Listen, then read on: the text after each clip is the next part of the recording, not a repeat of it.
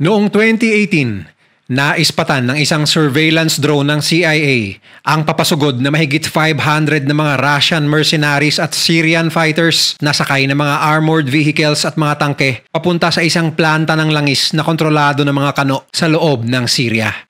Agad na kinontak ng pamunuan ng US military sa pamamagitan ng radyo ang leader ng pa-advance na grupo at pinahayag na walang balak pumasok sa malakihang gulo ang mga miyembro ng US Special Forces na nagbabantay sa planta. Ngunit ayaw makinig ng mga Ruso at Syrian at tinuloy pa rin ang pag-atake. Dahil dito, binigyan ng go signal ng US Secretary of Defense ang US military na gamitin lahat ng kanilang resources sa lugar upang pulbusin ang pasugod na kalaban at ipatikim sa kanila ang bagsik ng sandatahang lakas ng Amerika. At ang mga sumunod na pangyayari ay naging isa sa pinakamalupit na sagupaan sa pagitan ng Russia at US sa kasaysayan. Mr.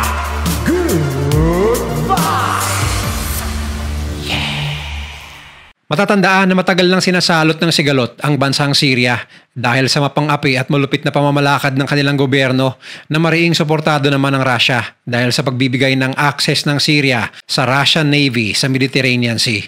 Sa kabilang banda naman, ang US kasama ang mga kaalyadong puwersa nito ay sinusuportahan ng isang independent na grupong Syrian Democratic Forces na may layuning patalsikin ang administrasyon ni Diktador Bashar al-Assad at panagutin sa hindi mabilang na crimes against humanity na kanilang kinasangkutan. Bagamat literal na kontrapelo ang US at Russia sa mga interest nito sa bansang Syria, mapapansing maingat ang dalawang global superpowers na ito na matapakan ang paa ng isa't isa. Nang matagumpay na nakontrol ng Syrian Democratic Forces o SDF ang Raqqa, isang bayan ng Syria noong 2017. Nagsilbing border ang Euphrates River sa pagitan ng US at SDF laban sa puwersa ng diktadorya ng Syria at suporta ng Russia. Habang higit na lamang ang alyansa ng US at SDF pagdating sa bakbakang panghimpapawid, ipinagmamayabang naman ng Syria at Wagner Group ang kanilang opensibang panlupa. Para sa madaling pagsasalaysay, ang Wagner Group ay isang direktang sangay ng Russian government upang ipatupad ang political at military interest nito sa isang lugar o bansa sa pamamagitan ng puwersa. Bagamat hayag na parte ito ng kanilang gobyerno, ang organisasyong ito ay pinapalabas lamang na kumikilos sila ng walang direktang direktiba mula kay Russian President Putin. Ang taktikang ito ay tinatawag na plausible deniability o sa madaling sabi, maaaring itanggi ng gobyerno ng Russia ang anumang kinalaman nito sa mga operasyon ng Wagner Group dahil sa papel, hindi namang kinikilalang sangay ng Russian government ang paramilitary unit na ito. Isang araw bago naganap ang pag-atake sa Konoko Fields, isang lugar sa bayan ng Kasham, Syria na makikita ang maraming oil fields at ang ilan nito ay kontrolado ng mga kano. Tiniktikan na pala ng US Intelligence Agency na CIA ang komunikasyon sa pagitan ng ulo ng Wagner Group na si Yevgeny Prigozhin, mga senior Syrian officials at ilang mga high-ranking na opisyalis ng gabinete ni Putin. Ayon sa report, nagbigay na ang administrasyong Putin ng green light para sa gobyerno ng Syria at Wagner Group na maglungsad ng isang operasyon sa mga unang araw ng Pebrero taong 2018. Dagdag pa dito, ang layunin ng pag-ataking ito ay upang maagaw sa US ang kontrol ng mga planta ng langis na nasa parting yon ng Konoko Fields. Ngunit may dalawang problemang kinakaharap ang madilim nilang balak. Una ay ang presensya ng mga highly trained, highly skilled at heavily armed na mga sundalo mula sa US na nakapalibot at handang depensahan ang Konoko Fields sa oras ng kanilang pagsalakay. Pangalawa naman ay maaaring mahalata ang Russian government sa oras na nagbigay ito ng military support sa puwersa ng diktadoryang Syria. Kaya naman naisip ng Russia na ipasok ang kanilang madilim, marahas at mapanganib na secret weapon ang Wagner Group.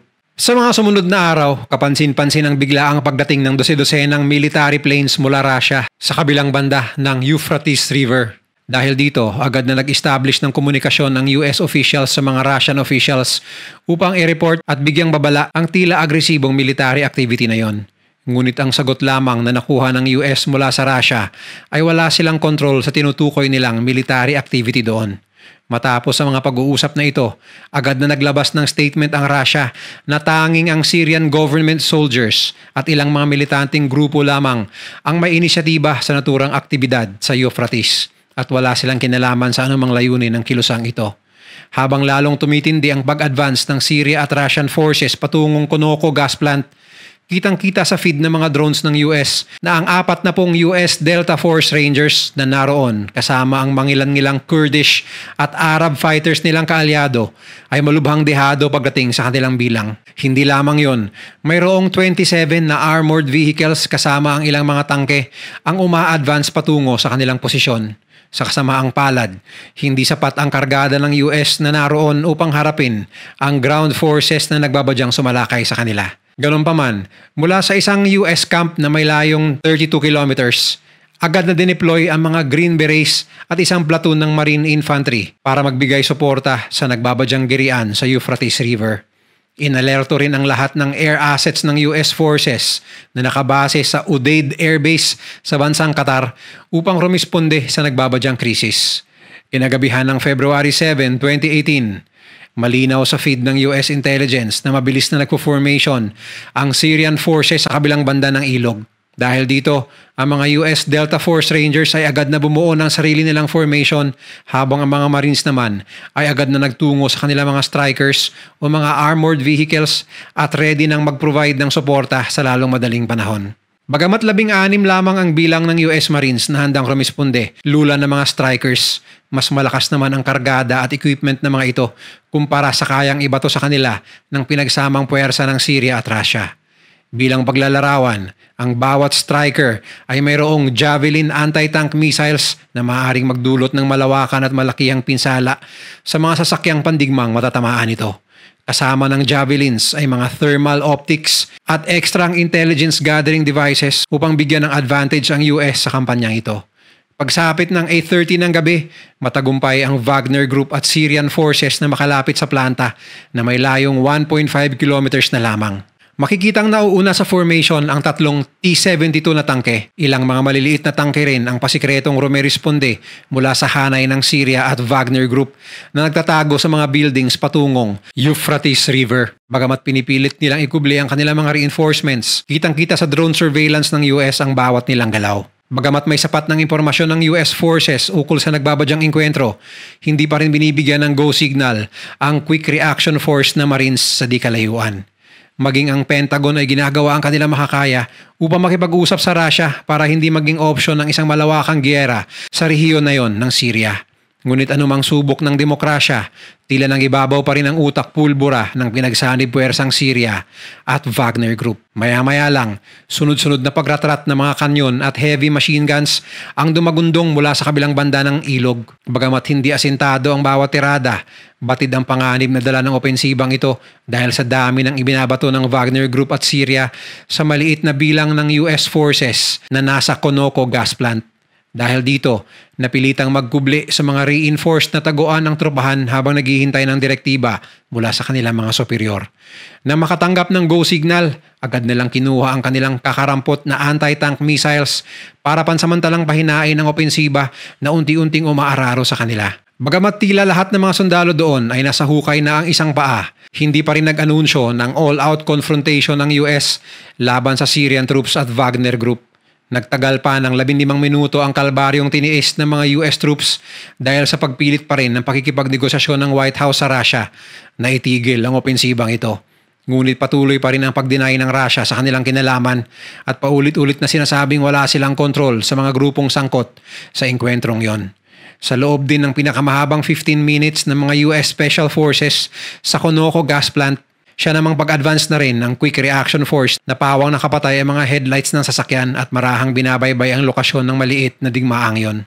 Kaalinsabay nito ay ang pagbigay ng utos ng US Secretary of Defense na si Jim Mattis sa Pentagon na nagbigay din naman ng go signal sa mga tropahan ng US na nasa gitna ng bakbakan na gumanti gamit-gamit ang buo nilang puwersa. At ang sabi lamang ng US Secretary sa kanila ay annihilate them o pag sinalin sa Tagalog ang sabi ay ubusin nyo sila.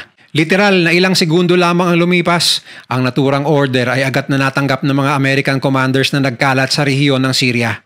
Sa kabilang banda naman, naubos na ang mga anti-tank weapons ng US Special Forces na nasa loob ng Konoko gas plant. Bagamat napasabog nila ang ilan sa mga sasakyang pandigma ng Syrian forces at Wagner Group, kulang-kulang 2 dosena pa ang kailangan nilang kaharapin. Ngunit bago pa man mawala ng pag-asa at mapasabak palalo sa close combat, dumating ang mga unang wave ng backup nila sa direktiba ng US Secretary of Defense. Una sa mga pagganti mula sa hanay ng US ay ang mga armed drones na kanina pa nagsusupply ng live feed papuntang Pentagon. Sa oras na matanggap ang order, agad na nagpakawala ng mga high precision bombs sa mga ito. Sumunod naman agad ang mga Reaper drones na nag-neutralize naman agad ng mga nakaistasyon na mortar at heavy machine guns mula sa hanay ng mga kalaban. Bago pa man makarecover ng advantage ang Syrian forces at Wagner Group, nagsidatingan naman agad ang mga F-22 Raptors at F-15 Strike Eagles upang tumarget ng mga panlupang sasakyang pandigma upang maparalisa at tuluyang humina ang agresibong opensiba ng kanilang kalaban. Pagpatak naman ng 11:30 ng gabi, siya namang dating ng mga Marines at agad na naglunsad rin ng full-blown na pag-atake sa patuloy na pagdating ng mga tangke mula sa kalaban. Kahit na tila hindi na uubos ang rumiresponde mula sa Wagner Group, isang batch naman ng Apache helicopters mula sa US ang dumagundong ang tunog pagdating sa himpapawid at agad na pinaulanan ng bala ang mga nakabalandrang sasakyan at kargamento ng Syrian troops at Wagner Group fighters. Sa mga oras na ito, mayroon na sanang sapat na dahilan ng Wagner Group at Syrian troops na umatras. Ngunit dala ng kanilang confidence, hindi nagpatinag ang mga ito at lalo pang diniin ang kanilang opensiba laban sa US forces at gumante gamit ang kanilang mga tangke. Ngunit bago pa man makadulot ng malakihang pinsala, saktong dating naman ng mga B-52 strategic bomber planes mula US forces na may kayang pumulbos ng anumang sasakyang pandigma, gaano man ito katibay, kalaki at kalayo. Tila binagyo ng matinding armas militar ang alyansa ng Russia at Syria na naging dahilan upang magkandakarag-karag ang mga ipinagmamalaki nitong ground military vehicles. Napilitan ng mga sundalo ng koalisyong ito na abandonahin ang kanilang mga sasakyang pandigma at umadvance patungong Conoco gas plant sa pamamagitan ng pagtakbo na lamang. Sa oras na ito, tila nabigyan ng window na huminga ang coalition sa bahagyang pagtigil ng pagbobomba at pagraratrat ng US sa kanila. Ngunit paubos na ang fuel ng mga na-deploy ng US na air support, pinabalik na sa base ang karamihan sa kanila. Ito naman ang nakitang oportunidad ng Wagner Group na manguna sa pag-advance sa pamamagitan ng pagpapaulan nila ng bala mula sa kanilang mga high-powered guns patungo sa US Delta Force Rangers at Marines na naroroon. Ngunit tila naubos agad ang buenas na pilit pinapagana ng Wagner Group dahil sa kanilang minamadaling opensiba. Siya namang dating ng ikalawang batch ng reinforcements ng US, isang AC-130 gunship ang nagpaulan ng mga pampasabog upang tuluyang mahinto ang puwersa ng Russia at Syria sa pag-advance mula sa kanilang lokasyon. Bagamat outnumbered o kinulang sa bilang ang ground troops ng US forces na may ratio na 1:10 o sa madaling sabi, ang isang sundalong kano ay katumbas ng 10 bilang ng sundalo mula sa hanay ng kanilang kalaban. Tila mga guardian angels nila o mano ang mga nagsisidatingang air support at tuluyang tinalo si kamatayan sa kanilang laro na kanina pa iniiwasan ng mga US Delta Force Rangers at Marines. Pagkaraan ng isa pang oras, tuluyang natapos ang opensiba ng Syria at Wagner Group sa Conoco gas plant. Nang ma-realize nila na hindi nila kayang talunin ang puwersa na ibinabato ng US sa kanila, dali-daling nag-retreat ang mga ito at inabandona ang ilan nilang mga kasamahang naipit sa debris sa gitna ng battlefield. Sa kabutihang palad, naging makatao at may dignidad pa rin ang US forces kahit na handa silang kitilin nang walang pag-aalinlangan ng kanilang mga kalaban. Sa oras na makita nilang nag-surrender na ang mga ito, hinayaan nila ang mga Syrian at Wagner Group fighters na i-rescue ang kanilang mga kasamahan mula sa engkwentro.